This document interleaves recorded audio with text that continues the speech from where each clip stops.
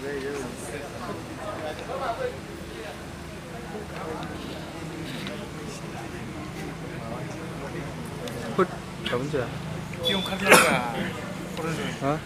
गोसो गोरबोनिफ्राय खुलुमनाय आरो अननायखौ बावहरनाय थाबाय दिनैनि बे जोंनि क'क्राझार ल' कलेजाव दिनै 38 फ्रेशार्स डे आरो लोगोसे फाउन्डेसन डे स' बेयावहाय आङो जोबोद मोजां मोनदों फैनानै जे गोबांथार स्टुडेन्टसफ्रा दिनै देग्लायहाय गोदानै एडमिसन लाबाय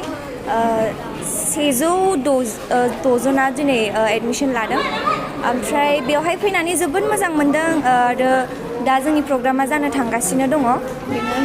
नोंथाङाबो सासे आयेननि फरायसा जे आयेननि गेजेरजों गासै नियम नितिफोरखौ मिथियो ल' एन्ड अर्डारफोरनि गासै लाइमोनफोरनि सायाव मा इनकारेज होनो सानो आरो नोंथाङा मा बेसनि स्टुडेन्ट जोंनाथ' बेयो जाबाय LLBआथ' जेनेबा बेयाव अनार्स गोग्लैला BLLB अनार्स गोग्लैयो जोंनिया डिउरेसना 3 years बेवहाय जोङो फार्स्ट सेमाव फरायनो मोन्दों कन्स्टिटिउसन इन्डियानि कन्स्टिटिउसनखौ फरायनो मोन्दों ट'टखौ फरायनो मोन्दों कन्ट्रेक्ट ओमफ्राय लोगोसे हिन्दु ल' आरो सेकेन्ड सेमाव मुस्लिम ल' बेफोरखौ फरायनो मोन्दों जोंनिया LLBआ जाहैबाय गासिबो बिथिंनि जेनाखि आयेन थायो बेखौ जों गासिबो फरायनो मोनजोबो दा आंनावबो एसेबांनाखि माने नांगौ बायदि जेनेबा माखासे नलेजफोरा गैजोबा मानो होनबा आंबो दा फरायफुबाय थानाय सासे स्टुडेन्टसो नालाय ओमफ्राय बेनो आरो जेनेबा फिउचारनि खोथा बुंनो थाङोबा LLBनि थ्रुयैहाय जोङो गासिबो प्रफेसन बा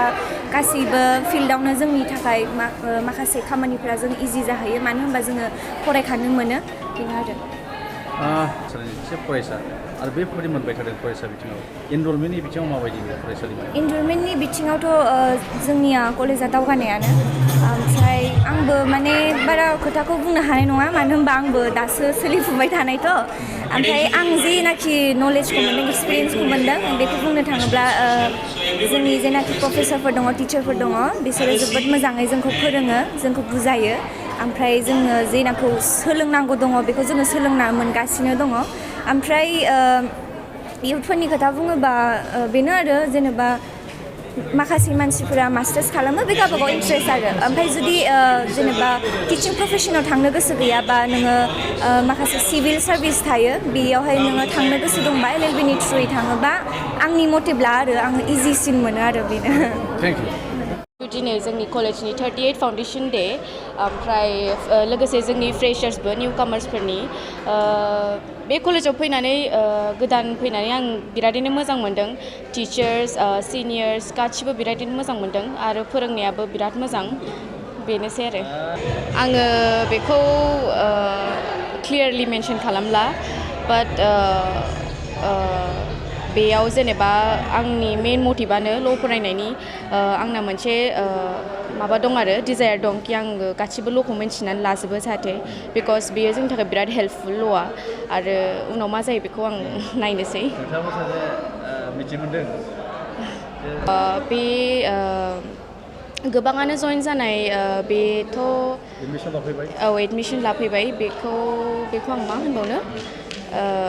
बयहाबो जेनेबा गावबागाव मोनसे चइस थायो माने ल' चुज खालामनायनि सोरहाबाबा गाव डिजायार जाखानानै लाखानाय चुज खालामो बा सोरबा बिदिनो मा होनबावनो आं मालायखौ ना बेथ' आंथ' कालचारनिफ्रायनो बिलं खालामखायो होननो थाङोबा बेनोखा बेकग्राउन्डआ बिराद मोजां मोनो आङो माने आं जेनेबा कालचार थैयावनो कालचार दंखायो बेनो आरो मोसानाय दामनाय देनाय मोनसे मोसानायनि गेजेरजों मोनसे मा बुंबाय बेनो जे मोसानायनि गेजेरजोंबो कालचारखौ बहुद आपग्रेड खालामनो हायो खारन बयनाबो गावबागाव कालचारेल मोनसे फर्म थायो जेरै जोंना बर'ना क्रिस्टि फक गासिबो दंजोबो बेबायदिनो बयनाबो गावबागाव हारिनि कालचार थायो जेजों जोङो जोंनि कालचारखौ दावगाहोनो हायो थेंक इउ